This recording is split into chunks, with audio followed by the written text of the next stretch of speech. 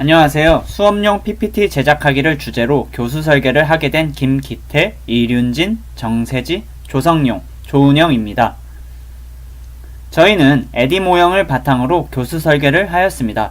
교수 설계에 대한 설명은 분석, 설계, 개발, 실행, 평가 순으로 하겠습니다. 먼저 분석입니다. 첫 번째로 요구 분석에 대해 설명하겠습니다. 현장 교사들이 주로 사용하는 교수 전략 중 하나가 바로 PPT를 활용한 수업입니다. 하지만 PPT를 효과적으로 활용하지 못하는 학생이 많으며 교육과정에서 PPT를 요구하는 경우가 많지만 PPT를 배울 수 있는 기회가 적은 것으로 분석하였습니다. 다음으로 환경 분석에 대해 설명하겠습니다. 학습 환경에 주어진 물리적 환경입니다. 멀티미디어 학습 환경이 필요하여 교수자, 학습자에게 1인 1PC가 필요합니다. PC는 PPT 프로그램이 설치되어 있어야 하고 교수자의 PC는 빔 프로젝트와 연결되어 있어야 하고 이를 영사할 수 있는 스크린이 필요합니다. 단국대학교 사범대학은 이러한 조건을 충족하고 있는 것으로 파악했습니다. 기관이나 조직의 특성입니다. 예비교사 교육 서비스를 제공하는 사범대는 이러한 요구에 거절하지 않을 것으로 판단됩니다. 조직이나 사회의 철학 금기 면에서는 교과 교육 과정에서 공학적 도구를 활용한 수업을 권장하고 있기에 큰 걸림돌은 없다고 판단됩니다. 세 번째로 학습자 분석에 대해 설명하겠습니다. 인지적 특성을 파악하기 위해 PPT 사용 경험의 선수 지식을 조사해야 합니다. 신체적 특성에서는 시력, 청각의 문제와 같은 건강상의 제약은 없을 것으로 간주합니다. 정의적 특성으로는 첫 번째, 학습자들은 예비교사로서 수업에 대한 관심이 많고 학습 태도 또한 적극적일 것으로 예상됩니다. 두 번째, 이 강의는 수업을 위한 PPT를 만드는 것으로 완성도에 대한 평가가 없기 때문에 불안 수준은 낮다고 판단됩니다. 사회적 특성으로는 학습자들은 동료와 함께 수업에 참여함으로써 협력하여 수업을 진행해 나갈 것이라 판단됩니다. 네 번째로 과제 분석에 대해 설명하겠습니다. 학습 유형은 언어정보, 지적기능 두 가지로 분석했습니다. 각 메뉴의 명칭을 알아야 하고 절차에 따른 PPT 구성 방법을 익혀야 하기 때문입니다. 정보처리 과정에서 따른 과제를 분석해보면 크게 두 가지입니다. 첫 번째, PPT의 메뉴 기능 이해하기. 두 번째, PPT의 효과 높이기.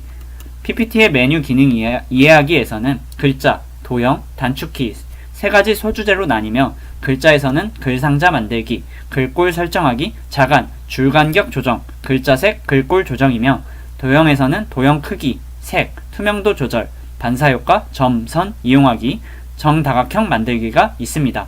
단축키는 단축키에 따른 실행효과가 있습니다.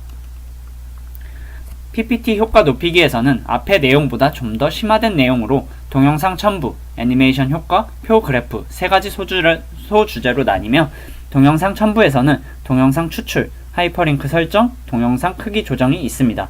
애니메이션 효과에서는 슬라이드 전환 효과 설정, 슬라이드 내 도형, 글의 효과 설정이 있습니다.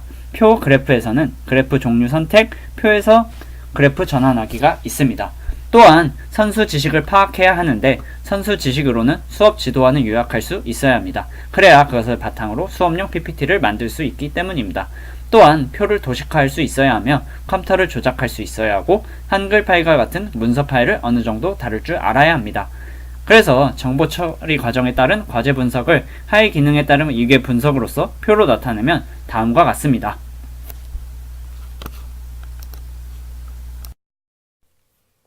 다음은 설계입니다. 먼저 수행 목표 진술에 대해 말씀드리겠습니다. 파워포인트 각 메뉴의 이름을 말할 수 있다. 각 메뉴의 기능을 설명할 수 있다. 글상자를 만들어 글자를 입력할 수 있다. 원하는 글꼴로 변경할 수 있다. 글자 간 간격 및 줄 간격을 원하는 대로 조정할 수 있다. 점과 선을 이용하여 다양한 모양의 도형을 만들 수 있다. 도형의 크기와 색을 설정할 수 있다. 도형의 투명도 조절 및 반사 효과를 넣을 수 있다. 각 단축키에 따른 실행 효과를 설명할 수 있다. 하이퍼링크를 설정할 수 있다. 동영상을 추출하여 파워포인트에 첨부할 수 있다. 동영상의 크기를 조절할 수 있다. 슬라이드 전환 효과를 설정할 수 있다. 슬라이드 내 글, 도형의 애니메이션을 설정할 수 있다. 표와 그래프를 활용하여 슬라이드를 제작할 수 있다. 사진을 슬라이드에 원하는 크기로 첨부할 수 있다. 다음으로 각 수행 목표에 따른 평가 방법에 대해 말씀드리겠습니다. 첫 번째는 지필평가입니다. 수행 목표 1번, 메뉴 아이콘과 그 이름을 제시하며 객관식을 통한 지필평가를 실행할 것입니다. 다음은 각 메뉴를 나타내는 아이콘과 그에 따른 메뉴의 이름이다. 다음 중 옳지 않은 것은? 수행 목표 2번, 빈칸과 기능에 대한 설명을 제시하며 괄호형으로 평가할 것입니다. 다음은 각 기능에 대한 설명이다. 다음 괄호에 알맞은 이름을 넣으시오. 수행 목표 10번, 단축키의 그림과 실행 효과를 제시하며 객관식으로 평가할 것입니다. 각 단축키와 그에 따른 실행 효과로 옳지 않은 것은? 두 번째는 수행평가입니다. 수행 목표 4번, 5번, 6번, 15번. 보기에 제시된 조건으로 슬라이드를 제작하시오. 보기, 빈 화면에서 시작한다. 애국가 1절을 입력한다. 글꼴, 얕은 샘물. 글자 크기 20포인트. 글자색, 빨간색. 글자 스타일, 기울임꼴.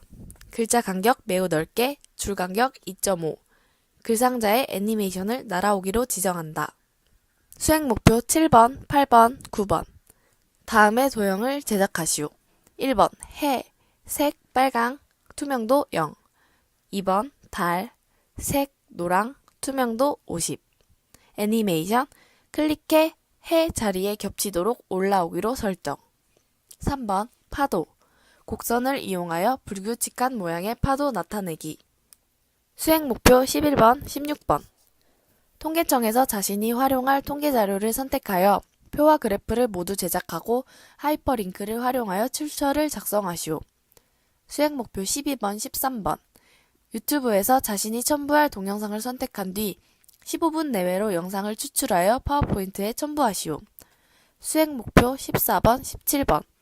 아래 문항에 따라 수행하시오. 1번, 토끼 사진을 높이 15cm, 너비 25cm로 크기를 지정하여 슬라이드에 첨부하라. 2번, 1회 슬라이드에 밀어내기 전환 효과를 지정하여라. 다음으로는 교수 전략 서술에 대해서 말씀드리겠습니다. 우선 사전 교수 활동에서 학생들의 동기부여를 위해서 실제 수업에서 PPT 자료를 활용하지 않고 단순히 판서만을 이용한 수업을 했을 때의 학생들의 반응과 PPT 자료를 활용하여 수업을 했을 때의 학생들의 반응을 비교한 동영상을 시청하게 함으로써 PPT 활용의 수업의 필요성과 학습 동기를 유발시킬 수 있습니다. 또한 교구 도구로서의 PPT를 활용할 뿐만 아니라 다양한 곳에서 PPT가 쓰임을 설명하여 학습 동기를 유발시킬 수 있습니다. 다음은 학생들의 목표를 상기시키는 방법을 말씀드리겠습니다. 매차 시 학생들에게 수업 목표를 구체적으로 제시하여 학생 스스로 학습에 대한 계획을 세우고 평가해 볼 수 있게 하는 것입니다. 마지막으로 학생들의 사전학습 상기에 대해서 말씀드리겠습니다. 선수학습이 본 수업 시간의 학습을 이해하는 데 필수적이기 때문에 앞서 배운 내용들을 수업을 시작할 때 질문함으로써 복습합니다. 부족한 부분에 대해서는 직접 그 내용에 관련된 부분을 보여줌으로써 본 수업 시간의 학습을 이해할 수 있도록 합니다. 또한 앞서 배운 내용들을 반복하여 상기할 수 있도록 관련 동영상을 첨부하여 학생들의 이해를 도울 것입니다. 이제 내용 제시와 학습 안내에 대해서 말씀드리겠습니다. 내용은 수업에서 쉽게 활용할 수 있는 다양한 PPT를 보여줌으로써 학생들의 흥미와 동기를 유발할 것입니다. 또한 학생들의 수준이 높지 않고 대부분 PPT에 대한 선수 지식이 부족하기 때문에 학습 내용 제시 속도를 느리게 하고 대신 충분한 설명을 통해 학생들이 이해하기 쉽도록 할 것입니다. 특히 내용들 중 도형, 동영상 추출, 그리고 애니메이션 효과와 같이 어려운 내용은 학생들이 어려워할 수 있기 때문에 내용을 더 자세히 제시해 주어 학생들이 더 이해하기 쉽게 설명을 할 예정입니다. 그리고 수업 중간중간에는 수업 내용에 관한 퀴즈를 내어 맞춘 학생들에게 상품을 지급함으로써 학생들의 동기를 유발할 것입니다. 다음으로는 피드백을 어떻게 할 것인지에 대해서 설명드릴 텐데요. 우선 파워포인트 제작 실습을 하는 동안 학생들 사이를 교사가 돌아다니면서 학생들에게 즉각적인 피드백을 줄 것입니다. 또한 지필고사를 진행하면서 학생들이 자주 놓치는 내용들에 대해서는 교사가 보충 설명을 할 것입니다. 이제 파지에 대해서 설명드리겠습니다. 파지는 파워포인트의 기능 및 용어를 몇 차례 반복적으로 질문 및 언급하여 학생들이 기억할 수 있도록 도와줄 것입니다. 또한 이와 비슷하게 지필평가 및 수행평가를 수시로 평가하여 평가의 결과가 저조한 학생들을 대상으로 보충학습을 실시할 것입니다. 효과적인 수업 전략은 학습자의 수준을 고려한 전략과 학습자의 집단 구성 이렇게 두 가지에 대해서 설명드리겠습니다. 학습자의 수준을 고려하여 학습자의 수준이 높지 않기 때문에 내용들을 최대한 자세히 설명하여 수업 내용에 관련된 부분에 대해서는 학생들에게 선생님이 직접 시범을 보여줄 것입니다. 그리고 혹시 수업에 뒤처진 학생이 생길 경우 그 학생에게 보충 설명을 충분히 해주고 필요한 경우에는 그 학생들을 대상으로 보충 수업을 진행할 것입니다. 그 다음은 수준의 차이가 나는 학생들끼리 조를 묶어서 활동하여 상대적으로 잘하는 학생은 못하는 학생을 도와주고 알려주면서 서로 협력을 하여 PPT를 효과적으로 만들 수 있게 할 것입니다. 마지막으로는 교수 매체 선정에 대해서 말씀드리겠습니다. 이 수업은 파워포인트에 대해서 수업을 진행하는 것이기 때문에 파워포인트를 제작하는 과정의 이해를 돕기 위해서 빔 프로젝터와 스크린을 준비할 것입니다. 또한 앞서 언급했듯이 실제 파워포인트를 활용한 수업 영상을 제시하여 학생들의 흥미와 긍정적인 관심을 유도할 예정입니다. 다음은 개발 단계입니다. 먼저 개발 단계에서 교수 자료 개발 부분을 보겠습니다. 교수 자료의 개발은 먼저 매 차시에 수행해야 할 주제와 결과물의 예시를 준비하도록 합니다. 두 번째로는 각 차시가 끝난 뒤에 학습 내용 점검을 위한 수행평가 평가 문항을 제작하도록 합니다. 이때에는 구체적으로 글꼴이나 크기 등 자세한 내용을 제시하도록 합니다. 다음으로는 형성평가입니다. 이때에는 초점 집단 평가를 통해 수학교육과 학생 5명에서 10명 사이의 인원에게 수업에 이용할 PPT나 사진 등을 보여줍니다. 이를 통해 학습에 대한 흥미와 동기가 유발이 되는지 또는 이해가 안 되는 부분은 없는지에 대해서 의견을 수렴한 뒤에 이를 반영하여 교수 자료를 수정하도록 합니다. 다음은 적용 단계입니다.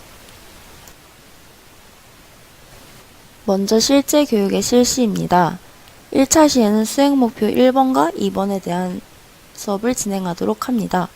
그에 대한 내용은 파워포인트의 기본적인 기능 및 메뉴의 이름에 대한 수업을 진행하도록 합니다. 2차 시에는 수행 목표 3번, 10번, 11번에 대한 내용을 수업을 진행하도록 합니다. 이때에는 메뉴의 기능 및 단축키에 따른 실행 효과에 대한 수업과 하이퍼링크의 기능에 대해서 학습하도록 합니다. 3차 시에는 수행 목표 4번, 5번, 6번에 대한 수업을 진행을 하는데 이때에는 글꼴 및 줄간격과 도형에 대한 내용을 학습하도록 합니다. 4차 시에는 수행 목표 7번, 8번, 9번에 대한 내용인데 이때에는 도형 만들기 및 응용하기에 대하여 수업을 진행하도록 합니다.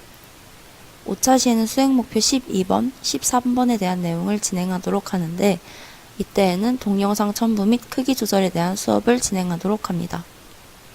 6차 시에는 수행 목표 14번에 대한 내용입니다. 6차 시에는 슬라이드 전환 효과에 대한 수업을 진행하도록 합니다. 7차 시에는 수행 목표 15번에 대한 내용인데 이때에는 슬라이드 내에 애니메이션 설정에 대한 수업을 진행하도록 합니다. 마지막으로 8차 시에는 수행 목표 16번, 17번으로 이때에는 표와 그래프 제작 및 사진 첨부에 대한 내용을 수업을 진행하도록 합니다. 수업은 총 8차 시에 걸쳐서 진행이 되는데 이는 일주일에 2회씩 총 1개월 동안 진행이 됩니다. 수업 장소는 4번간 202호에서 진행이 되도록 합니다.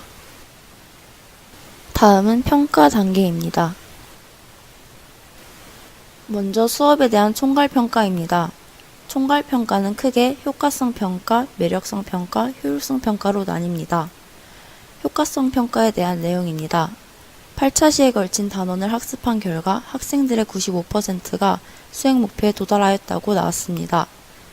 지필고사의 평균은 70점인 반면 수행평가는 대부분이 만점에 가까운 점수를 받았습니다. 지필고사보다는 수행평가가 더욱 중요하다고 판단이 되어서 본 교수 설계가 학생들의 수행 목표 도달에 긍정적인 영향을 미친 것으로 파악되었습니다.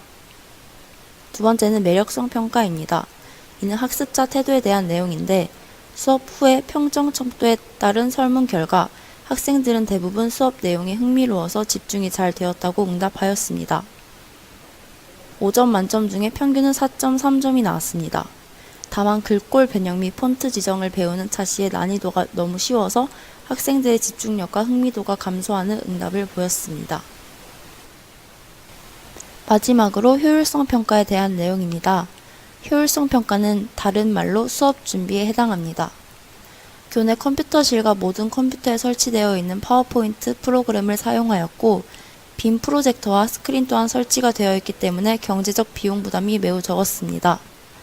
또한 독학하는 것보다 공통된 관심사를 가진 학생으로 구성되어 있기 때문에 시너지 효과가 있었기 때문에 매우 효율성이 있었다고 판단되었습니다.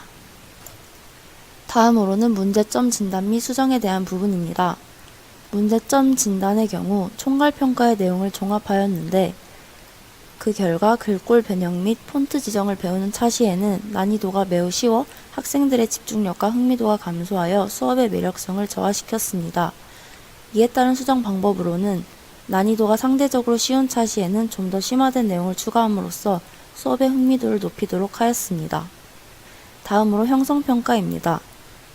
먼저 개발 단계에서 만든 문항지를 이용하여서 적용 단계가 제대로 이루어졌는지를 평가하였습니다. 또한 개발 단계에서 만든 파일럿 테스트 및 초점 집단 평가를 이용하여서 수업의 적용, 흥미 유발 여부를 평가하였습니다.